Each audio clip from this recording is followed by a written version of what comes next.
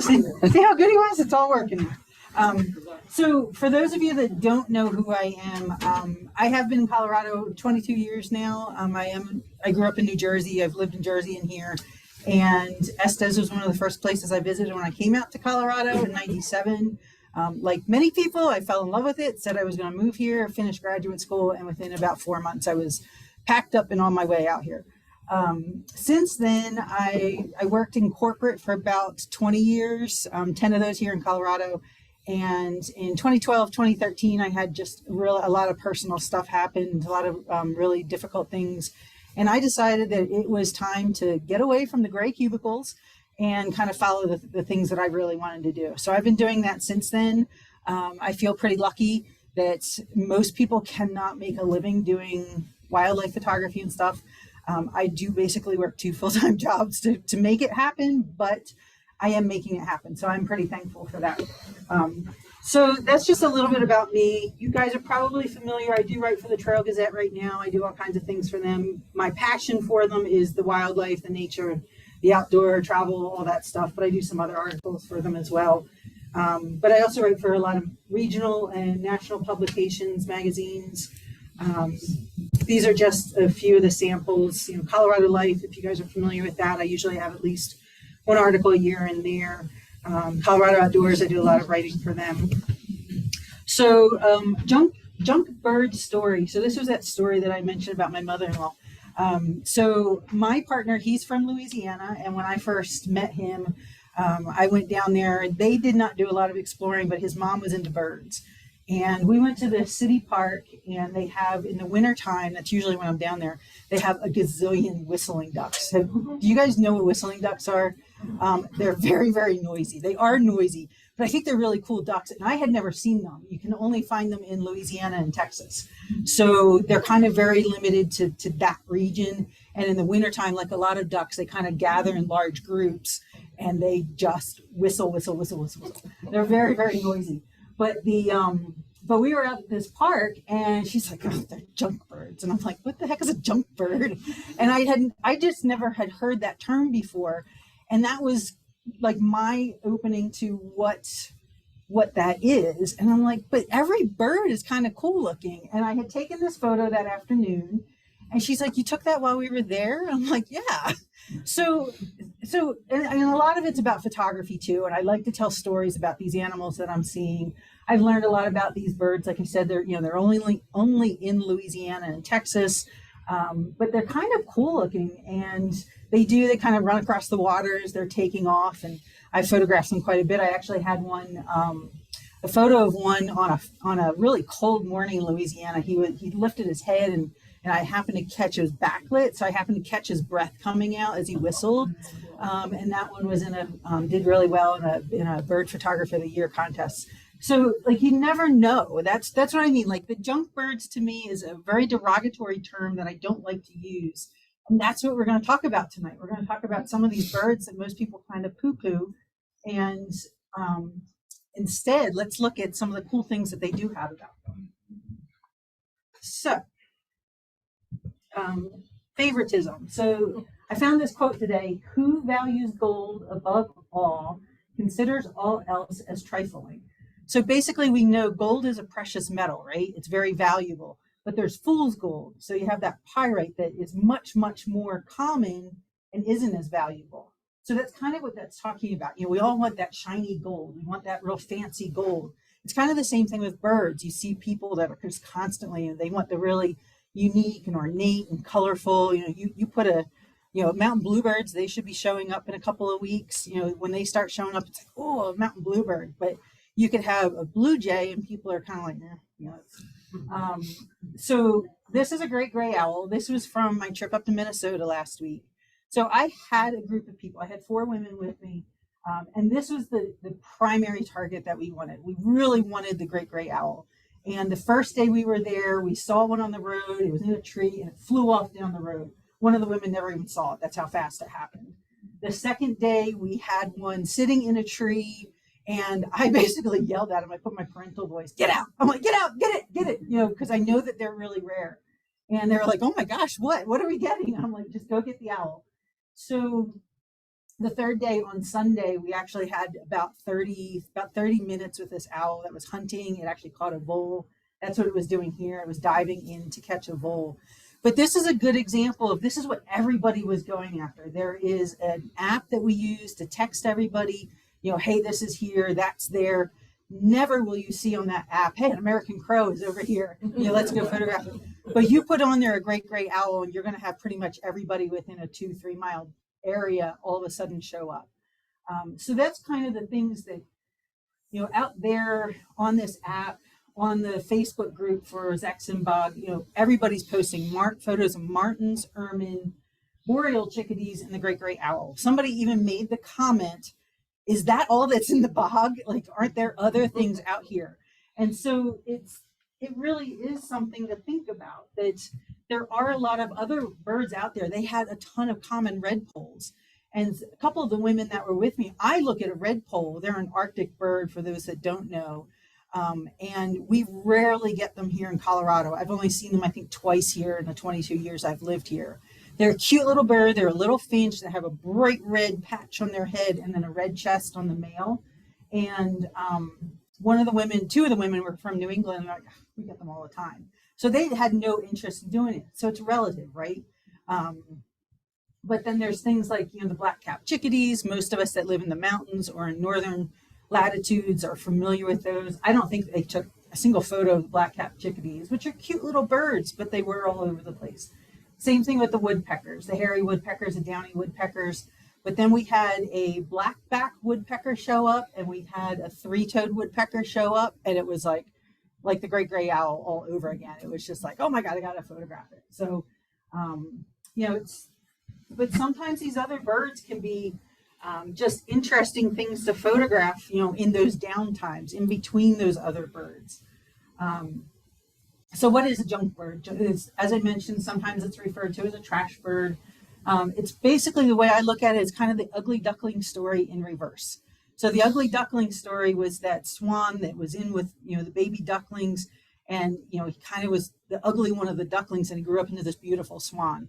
I think of the junk birds as kind of the reverse story of that. As babies, everybody likes baby birds aren't the cutest thing in the world anyway, but they grow up into these, like a mallard duck has these beautiful green feathers on their head, yet they're, people, it's the same thing. I was over at Coffee on the Rocks earlier today, and they're just like all over the deck, and everybody's trying to wiggle through them, and, they're kind of common. So these are basically the prolific birds that are so common we often overlook them or don't stop in our tracks to watch them in nature. A starling we'll talk a little bit more specifically about starlings in a minute, but if you ever look at them, they have beautiful iridescence in their feathers, and they have little white spots in the feathers. They're absolutely stunning birds, but they are probably one of the most hated birds out there. So these are some of the, depending upon your perspective, these are some of the birds that typically fall into this category. The gulls, the starlings, crows, magpies, house sparrows, Canada geese, American robins, and mallard. The one I don't have on this list, which we will talk about, are actually bald eagles too. I have seen, and I'll talk about some of the stories I have behind them. So this is an American robin. I do have a story behind this one too for you. The most common birds can be excellent examples of how a species adapts. So the house sparrow, which is what this is the male house sparrow, is considered the most prolific bird in the world. It is extremely adaptable. So rather than looking at it from a negative perspective, can we look at, what can we learn from it? How did it adapt? Why did it adapt? Are we influencing it some way that has made it more adaptable? And because it's now so adaptable, it's now affecting other birds. So that kind of perspective of, rather than taking a negative look at it, let's look at it in a positive and see what can we learn from it.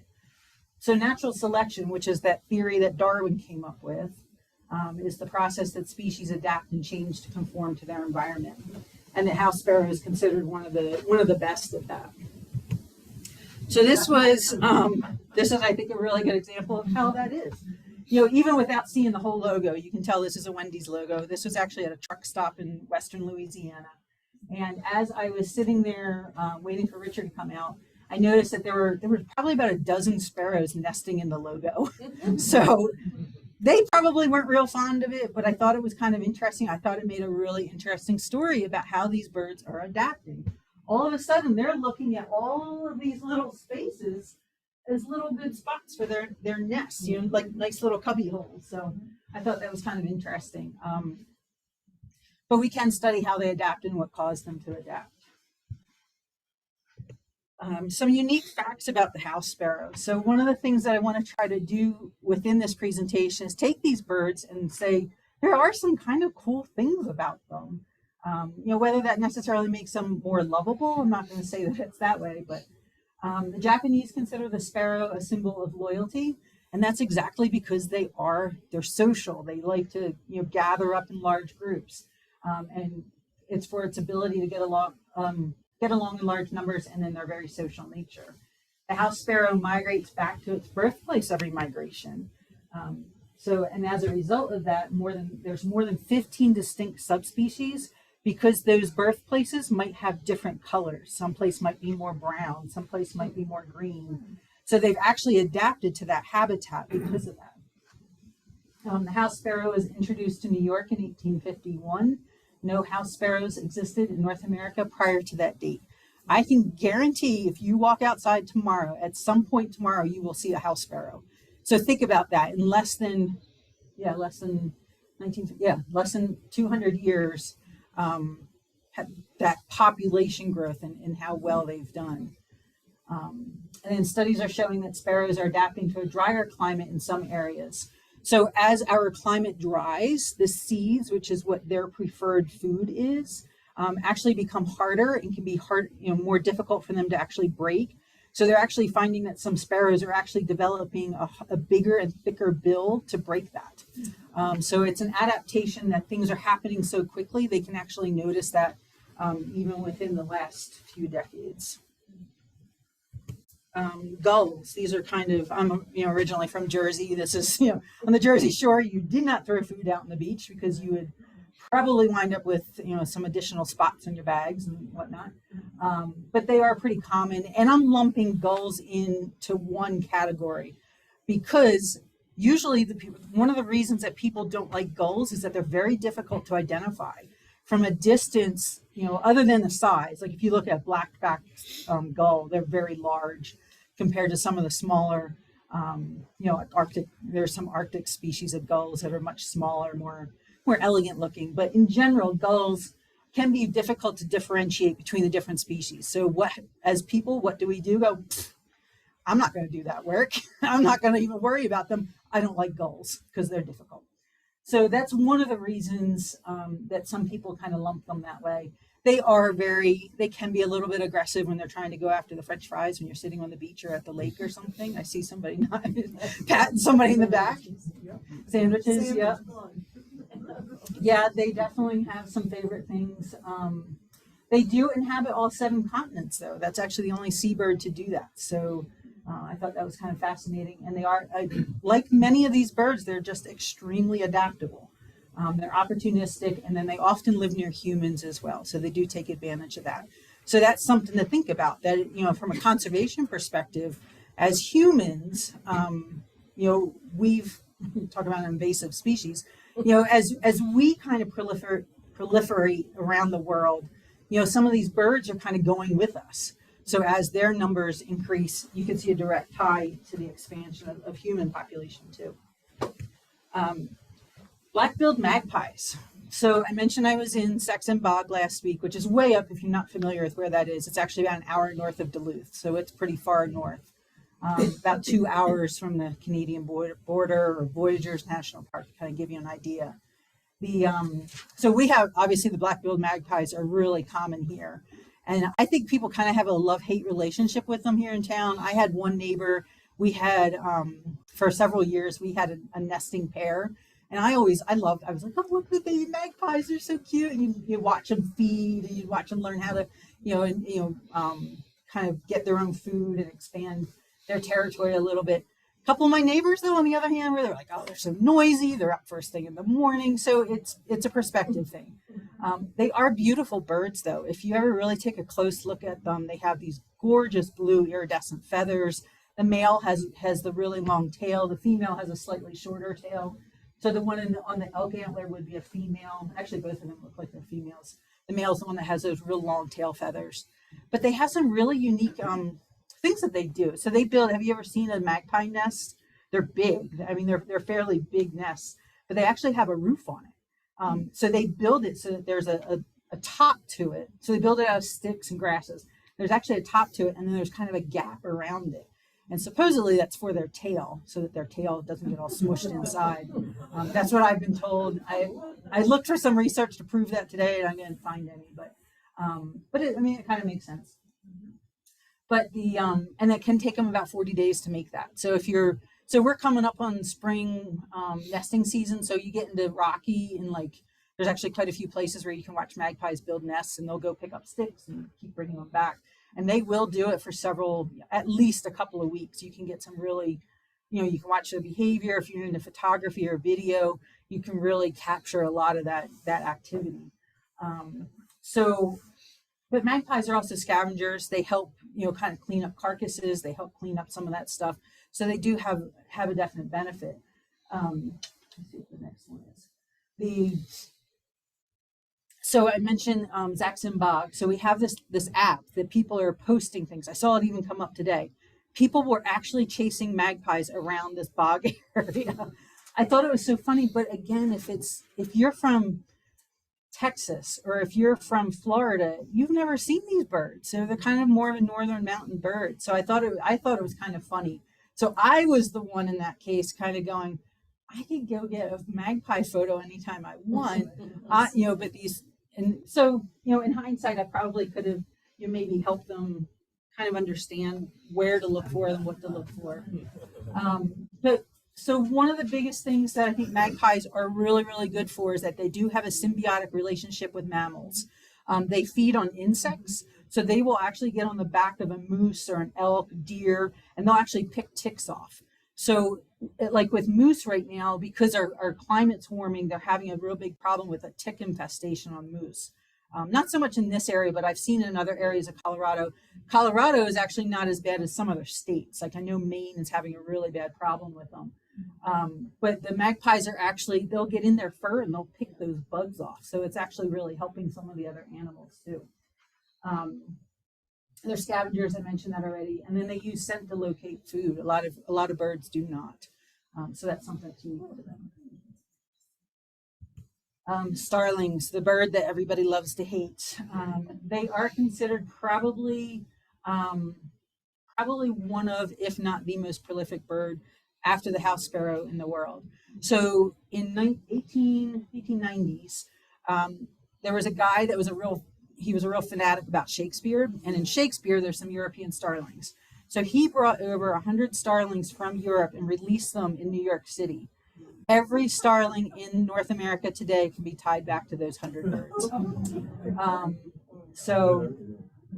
But again, they're very prolific. They're very adaptable. So they've done really well. So I don't, if that guy could come back today, I'd be interested to see what he thinks about how many birds are out there now. But the number I came up with today was about 200 million. That's a lot of birds. Just this weekend when I was driving back from Minnesota, I came across a myrmation in Nebraska.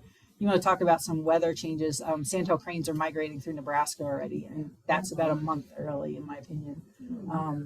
But there were a lot of starlings too. You watch these big myrmations. So the starlings are really cool. You'll have hundreds of them in these groups, and they'll just all take off at the same time, and they all just make these really interesting movements. But they are considered a junk bird because of their expansion. A lot of people consider them extremely aggressive. They're considered bullies to other birds. They will take over nesting sites. They'll take over feeders. So they can be, I will agree, they can be, this is my space, you're going to move out of it, and I'm going to hold my ground. And when you have 200 million of your best friends with you to help in that fight, it could be a little bit difficult for other birds. But again, they do have that same symbiotic relationship as magpies, that they do pick, they'll pick bugs off of mammals as well. You can see this so there's two starlings on this bison. I've seen them do it with moose, where they'll get in the fur and they'll start picking it off. So they do have a benefit. What agricultural issues are they involved in? There was some, what I was reading was that they can I'm trying to think of the right terminology, but they can actually perpetuate disease infestation, I think was the biggest one. But they can also go in and they can eat a lot of stuff. So they tend to, they can kind of decimate a harvest as well. And we know farmers and ranchers, that's probably the worst thing that can happen to them. So if you don't have a product to sell, you can't put food on your table. So I can understand that. American crow and common raven. I think this is another one that kind of falls on that fence line, right? I mean, especially the raven, both of these birds are extremely intelligent birds. They're gorgeous birds. You can see the iridescence on the raven. The raven's on the right, which is a much larger bird. The bird on the left is a crow. But again, they're scavengers. They'll go out and they're actually communicators too. So if you're ever up in Yellowstone and you see a bunch of ravens flying around and squawking, that is actually them trying to tell wolves, coyotes, fox that there is a dead animal there. They cannot break that skin. They cannot get to the meat without the help of another animal. So an animal that can tear apart that skin. So they actually will do the aerial surveys, look for the food, and then communicate out. So then the wolves and the other predators know that they can then find that food based on where those birds are flying. So it's an interesting partnership there. But again, they're scavengers as well, and they'll pick meat off and clean up carcasses too. The American robin. This is one. When I went through my master naturalist training, we had learned that American robins. Yeah. How can we tell the difference between a raven and a crow? We have those blackbirds around, and we have this debate all the time. Are they ravens or are they crows? Or are they the same? No, they are not the same. They are two distinct animals. We have more crows here than ravens. Ravens tend to be a little bit farther north. That doesn't mean you won't see a raven here. The biggest difference is if you look at, and I don't have the tail of the raven. See how this is wedged? And the way I remember it is that crow has a W in it, and the tail is wedged, whereas the raven tail has a little bit of a V shape to it. And again, the V in the raven, that's one way to look at it. The other thing is if you look at the bill, see how this bill is a little bit pointed, where this one has it's a chunkier, thicker, kind of drops down bill. Those are the two, if you don't have them next to each other, that's the two things that you would look for. If they're next to each other, the raven is about almost twice as big. So it's substantially larger. But yes, they can be difficult to identify, like if they're flying overhead or something. But those would be the two things I would look for. Does that help? Thank you very much. You're welcome. As a matter of fact, today I have I do it because I do a ton of writing. I keep a list of ideas that I probably will never get through. But that was actually one of the things I wrote down today. I was like, I need to write an article about how to identify ravens and crows. So, American robins. So I started to mention when I went through my master naturalist training, we had learned that robins actually originated out on the East Coast, and they moved west as humans moved west, as the settlers moved west. Because what did they bring with them? What did settlers back in the 1800s bring with them that robins would like? Worms. So as settlers came out and brought worms with them because they fished, they had a lot of them had to find their own food. They would bring worms with them, and the robins actually kind of followed them west, and now they're all over the place. So, and some migrate, some don't migrate. It used to be that the robin was a harbinger of spring. That's not so much anymore. I know even in this area, they stay around all year long. That's not to say you're seeing the same ones that you see in the summer. That they may actually be migrating, but there's not really any way to differentiate those. But like all the other ones, they're extremely adaptable. They're pretty versed in, they'll eat berries, they'll eat seeds, they'll eat nuts, whatever they can find. This robin, the robin that's hovering there, that is a berry on a Russian olive tree, and they love those berries. So last winter, for those of you that were into birds, you may remember we had an eruption of Bohemian waxwings. So I was out looking in Loveland, there are several places that have really thick stands of Russian olives. And I had seen cedar waxwings on those on the Russian olives before. So I was like, well, maybe I can get lucky and maybe I can find some waxwings. I get up to this one stand, and it's like along this dirt road. There must have been 1,000 robins feeding on these berries. And they actually, I mean, they were trying every different direction. Some were hover like this one was. Some would sit on branches and reach down. Some would sit on a branch next to it and pull them. I mean, it was really interesting to watch. So like I said, I mean, sometimes if you just kind of stop and give them a second, it wasn't what I was looking for. I took, I think, 1,000 photos of robins that day because it was so fascinating how they were doing that. They were manipulating whatever the situation was for them. And then to see that kind of thinking, that thought process behind what they needed to do to feed themselves, I thought was fascinating. Population is estimated at about 310 million adults, which is, quite a few. Human development has changed their behaviors. As I mentioned, they've kind of migrated across the West as they followed people. And another thing that's happened is that scientists are now seeing that robins are actually singing earlier in the morning because we use more non-native light, or we're using more man-made light. So the light pollution's getting worse. And they're also singing louder because they have to get their song up above the dim, that constant dim of noise that people tend to create. So again, like we've mentioned a couple of times earlier, there are some behaviors that scientists are actually seeing because of human intervention, whatever the correct term is for that. Canada goose. This is another one I think, like the starlings, that people kind of have a love-hate relationship. Again, I think they're gorgeous. I've had photos on front covers of magazines because of Canada geese.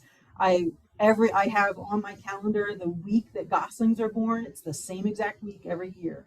Down in the valley, it's the last week of April. Up here, it's usually the last week, maybe the third week of May. It's a little bit later up here. And it's like clockwork. So if you want to see those little yellow fuzz balls, you have to be out during that time because they grow up really quick. But the Canada gooses, I mean, they're a little aggressive. So I say a little, being very, very kind. I've heard some horror stories from people about being chased by geese if they have babies. I was down at Centerra last spring. There was a group of Canada geese that had adopted, I don't know what happened to the parents, they had adopted a second clutch of goslings. They had 20 goslings following them around.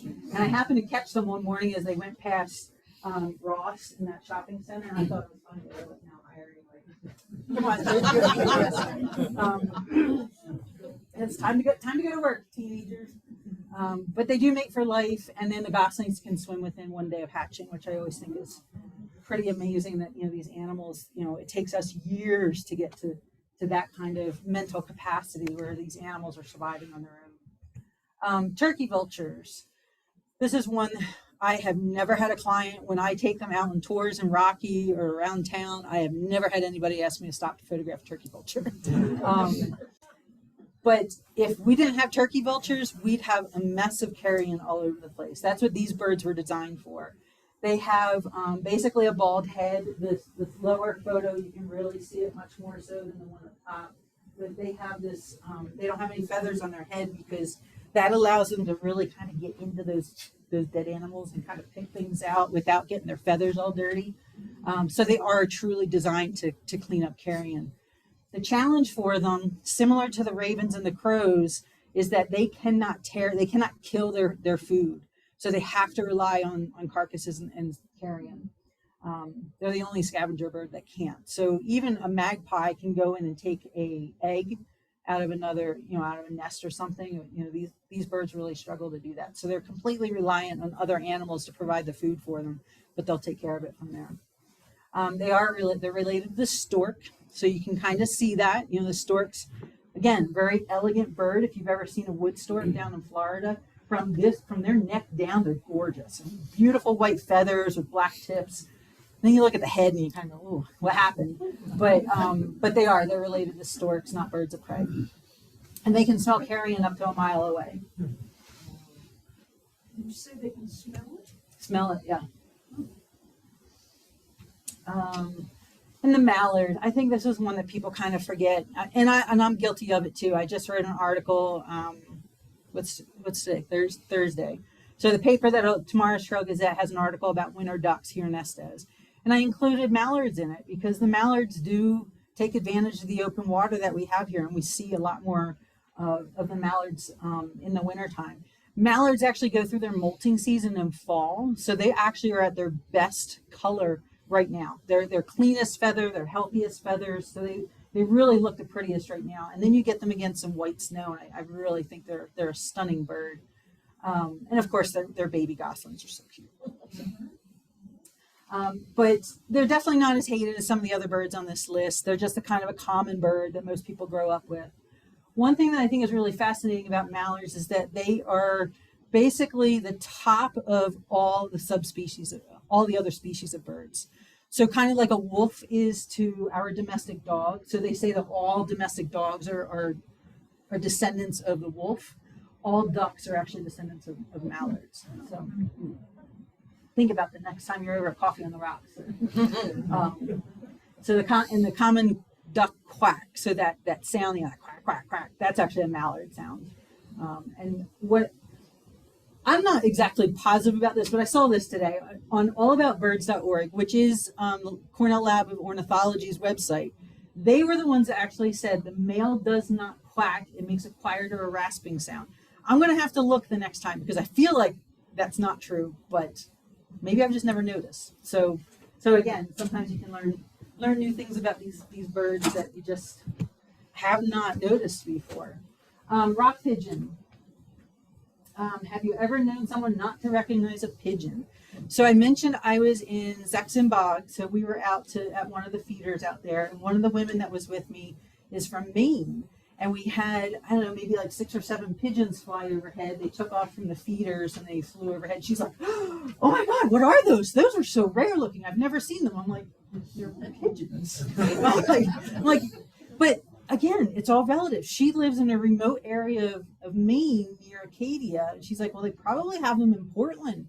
We don't have them up by me. And I had never even thought about that, but they probably are much more of a city bird. We have them here in town, but we don't have a lot. You'll see them usually over at Stanley Village is where I see them most often. So I thought that was really interesting. Right above the library door. Oh, are they? Yeah. Yeah, they do like that. You know where else I've seen them nest around here is over at the Fall River Visitor Center, where there's that store. Yeah, and those huge wood logs. They've actually put in those little metal spiky things to prevent them from nesting. You know what they use them for? They use it to kind of hold their nest together. I noticed that last year there were some babies in there, and yeah. So I mean, they tried, but they've been associated with humans for more than 5,000 years. So most people know that pigeons have very good homing skills. So they've actually been trained and domesticated to do exactly that purpose. They've been used in wars. They've been used, before there were cell phones that we could, not disconnect from. That was how, messages could be sent back and forth, is that they would have pigeons send them.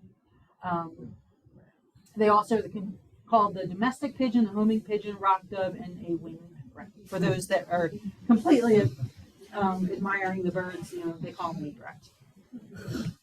And then I mentioned earlier that I didn't include bald eagle on the list. So for those, has anybody ever been up to Alaska? So bald eagles are all over the place up there. I've been up to Dutch Harbor a couple of times, which is out in the Aleutian Islands. It's where the show Deadliest Catch is based out of. So it's a huge fishing port. And it's basically it's kind of a hub for a lot of things. They have a big fishing industry. There's a native Alaskan culture still based there. It's also the launching point for a lot of the scientists in the oil and gas industry that go up to the Arctic. That's where a lot of those boats actually start from. But because of the fishing industry, there are a ton of eagles there.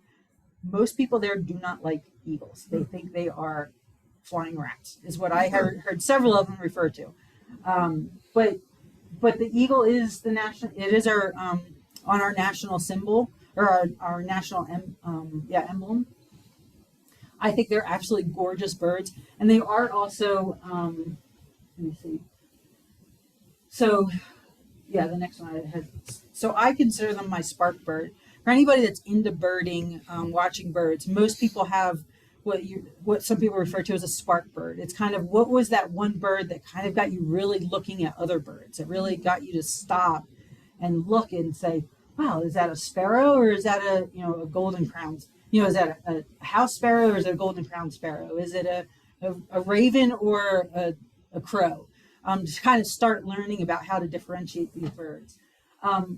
Because I do a lot of photography, I call the bald eagle my spark bird because it's the first time I ever took a photo of a bird in flight that I went, wow, I can do this.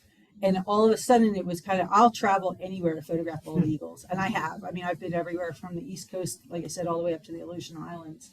But if you think about it, the population of bald eagles in the lower 48 states got down to about just over 400 pairs of breeding pairs back in the late 60s. So they were almost decimated out of the lower 48 states because of the use of DDT, as well as some other things, development, human development encroaching on their habitat, that kind of thing.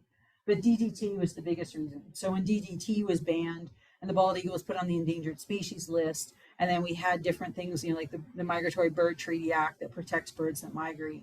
A lot of those things have really, really helped the bald eagle to come back, and they're now no longer listed on the endangered species list. And even in Colorado, I think we're up to 200 nesting pairs. I just finished an article for Colorado Outdoors about bald eagles. That'll be in there. I think it's going to be in the March issue, but they're doing a study about bald eagles along the Front Range corridor. They're actually finding that bald eagles are preferring to nest with humans. Can anybody think of why? What would attract a bald eagle to where human development is?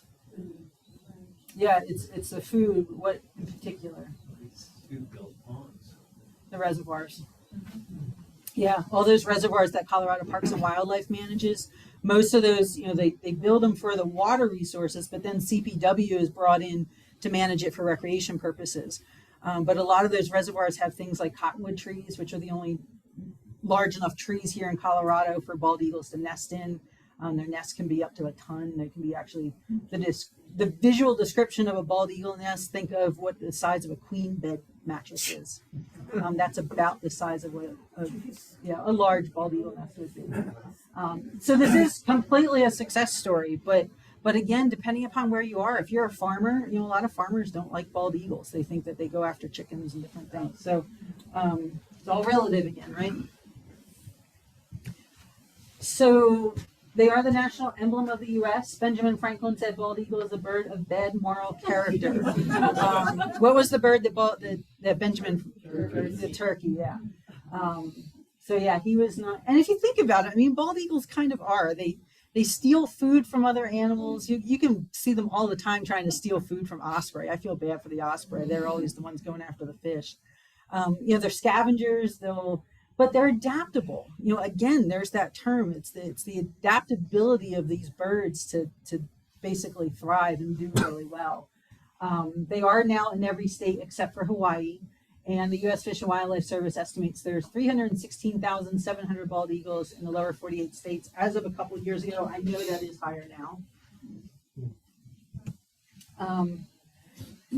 There's the Migratory Bird Treaty Act, which basically protects any bird that does any sort of migration. And that is probably 99.9% of birds out there.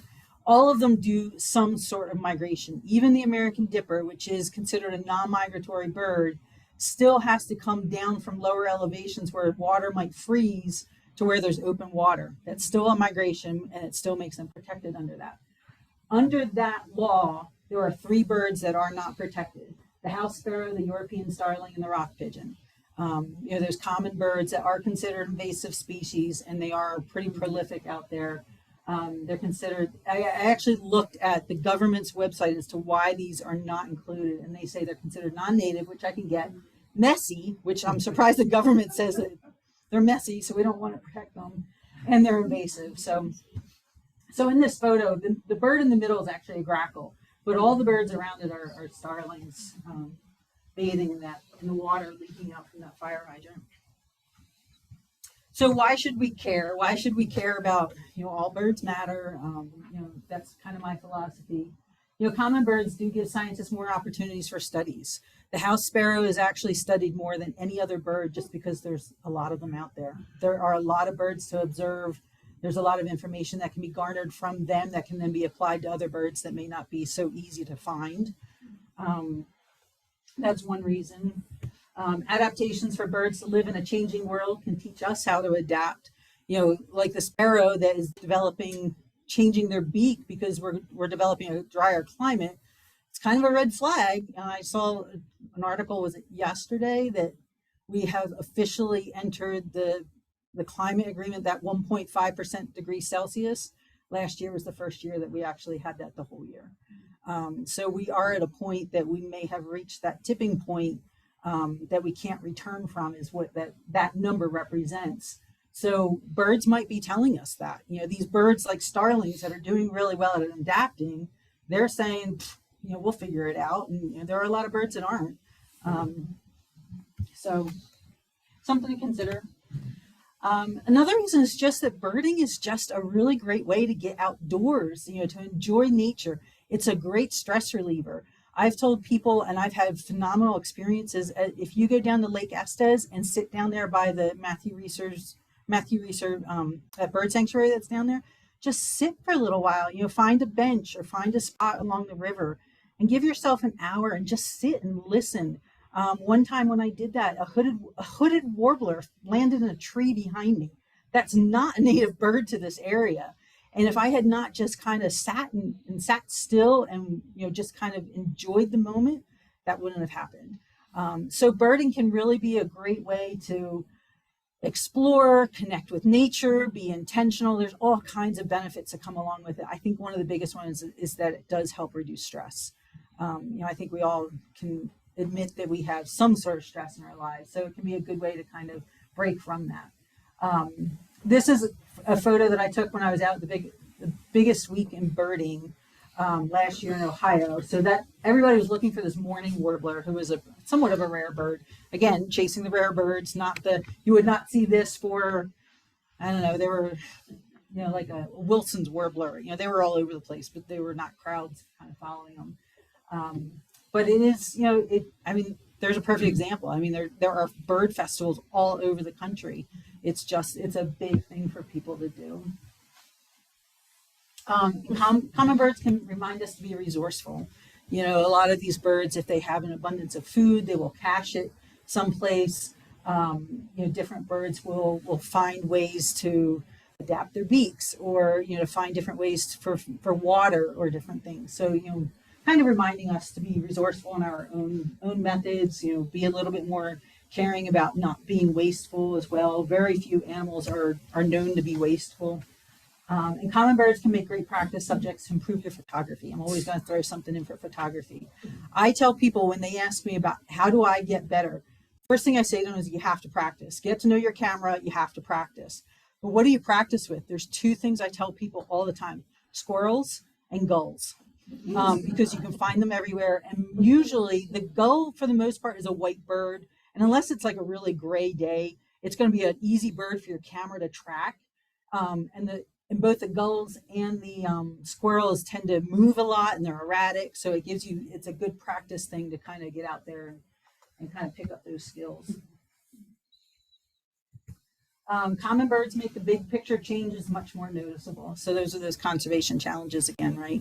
So if we're seeing, you know, things like starlings doing really well, the flip side to that is that why are they doing really well? What are we doing that may be causing that? And what's the impact that they now have on other species too?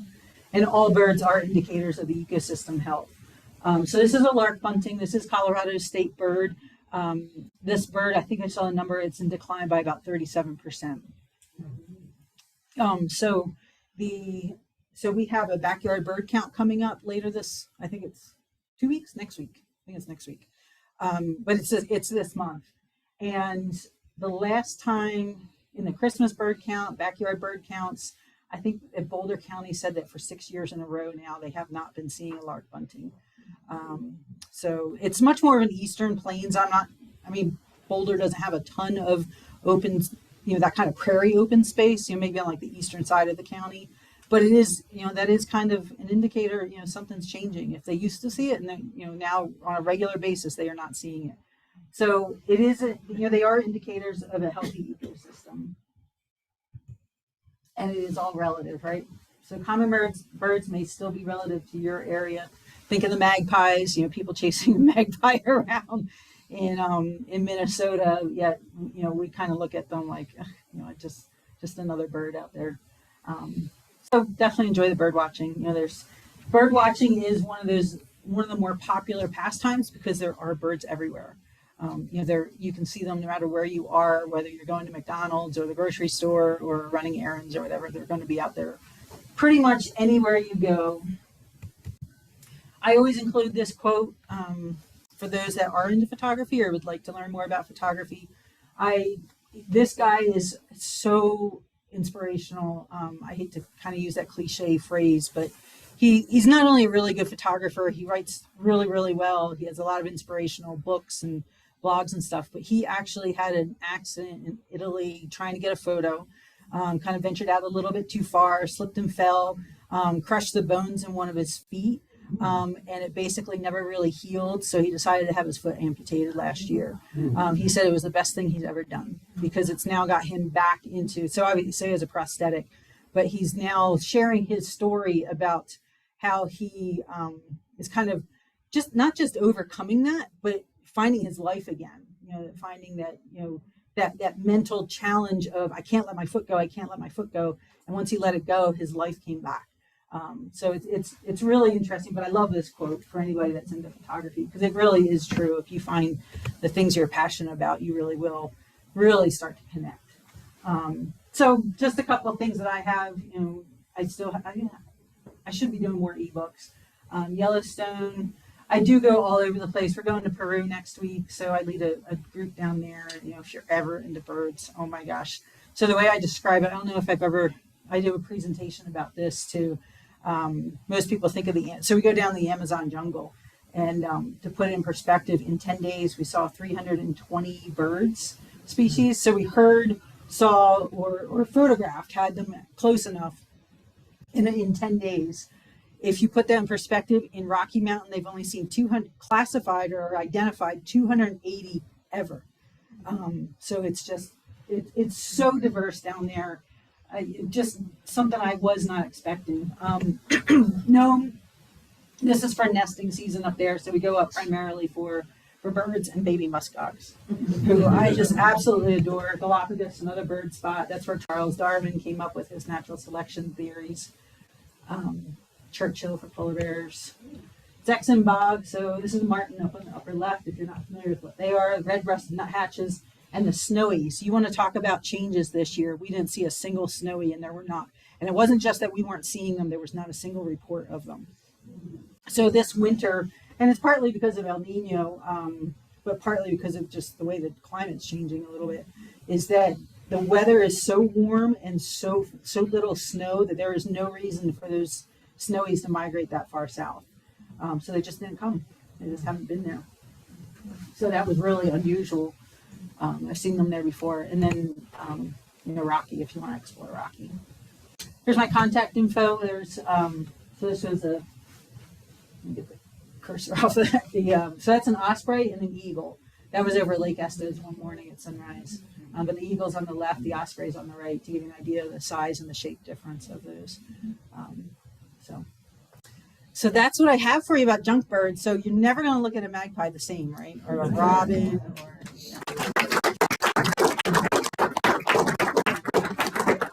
Any questions? No? Dawn, you had mentioned, or I had read something you had written about how crows, there's certain nuts they can't open, so they drop them on highways so cars don't open them.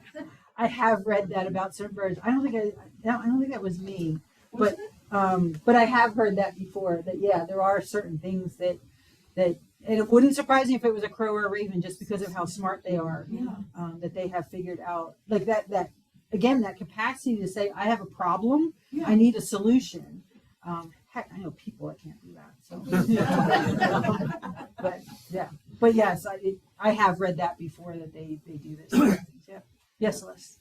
I think that what you said about the ducks quacking and the males, like the mallards, make another funny sound. Mhm. I have a friend friend that does a lot of wildlife rehabilitation and has a sanctuary up by Netherland, and she was in like a Jack's or some store that sold little baby ducks around Easter, and then they had some left and they were just going to kill them, but she got 2 Chinese geese and a mallard, and so she raised them, and at one point in time the mallard, before it got its full plumage and its little tail, was making this funny sound, so she thought he was sick, and because the other ducks were quacking that she had, and so she started medicating this poor little male because she thought it had a sore throat. Oh, funny.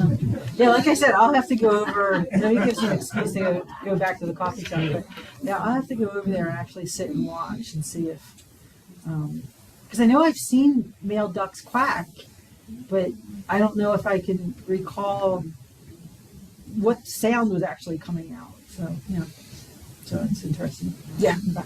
I noticed a decline in the mallard birds. Yeah. When I first came here, it sounded like a Tabor out there, and now I don't have any. Yeah, so there was a fairly large study released last year, it might even be 2 years ago now, by the Audubon Society, that said that across the board bird species on average are declining about 20%, and that's since the 1970s. So, and that's not. There are very few, and unfortunately most of these birds that we talked about tonight are the ones that are on the increase, but most are actually on the decline.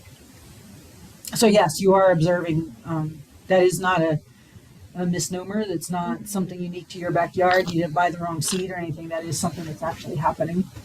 So yeah, it's kind of scary, when you think about birds being an indicator. Some, even more so than others, but, an indicator of a healthy ecosystem. And there's all kinds of reasons for that. Light pollution's a big one that a lot of people don't talk about. Thankfully there's getting to be more momentum around that we're losing our night skies, but that has a big impact on bird migration because most birds migrate actually at night. So they're following light sources, man-made light sources versus natural light sources that they would have normally. And you look at maps that show light pollution from like the 70s, 60s, 70s to what we have today. It's I can even think in the 22 years that I've lived out here. So I lived in Fort Collins for 10 years, and we used to go out to the Pawnee Grassland. When I first moved out here, you'd go out at night and you couldn't see your hand in front of your face. We would go out photographing night skies and stuff. And now with all of the drilling out there and the development of some of those towns, Greeley's growing like crazy, so you get a lot more light pollution from that. You really can't, you're not getting that experience anymore out there. So even in just 22 years, I can physically see that difference. So. Well, there was another question for you. Yeah. I was going to say, my mother was an avid bird watcher, and she used to say that birds in different parts of the country have different accents. I wonder if that's so. Like chickadees. Trying to think if I've ever read anything along those lines. I feel like I have, because I feel like there are certain things, kind of like what was the one bird in here where they were talking to the robins, where the voice has to actually get louder, and that would be, maybe a certain tone is louder, so maybe they use that more, and then they start to evolve using that more frequently than another one, because an area might be, more of an urban area with more noise versus a rural area. So yeah, I could definitely see that. Don, Yeah. the white-breasted nuthatch Mhm. is a really good example that has With very accents. different accents depending on where it is, Yeah. and that's how they find subspecies. Yeah, I feel like when I used to do those columns for the EP News, those 5 fun facts, I know there were a couple of species that I remember talking about that. Off the top of my head, I'm not recalling which, but yeah, that's a good one. Yeah, I'm going to be disruptive. I have to run. I apologize. no worries. You are fantastic. Oh, thank you, Nick. Thank you very much.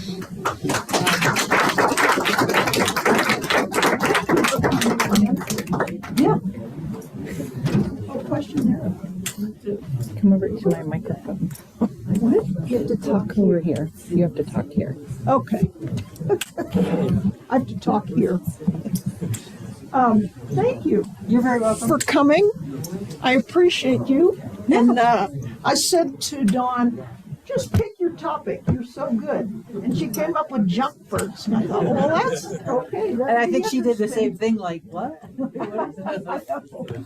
Well, I figured. Well, you guys had birds such and good that. presentations. I mean, Scott and Jared's, and they're all, Oh, yeah. all these Yeah. different species. I know I've seen one from, what's the guy's name from CPW, Jason? Or I'm Oh, drawing. no, Chase Ryan. Chase, yeah. Yeah. I know he's given some good presentations. Yeah, he's very good. So I wanted to be a little different, but still. Well, it was fun. Thank you so much. You're very welcome. And don't forget, next month is Scott Rashid, Bluebirds and Hummingbirds, Birds of Spring. And look for our April symposium. Water is finite. Okay. All right. Well, thank you all. We appreciate your support.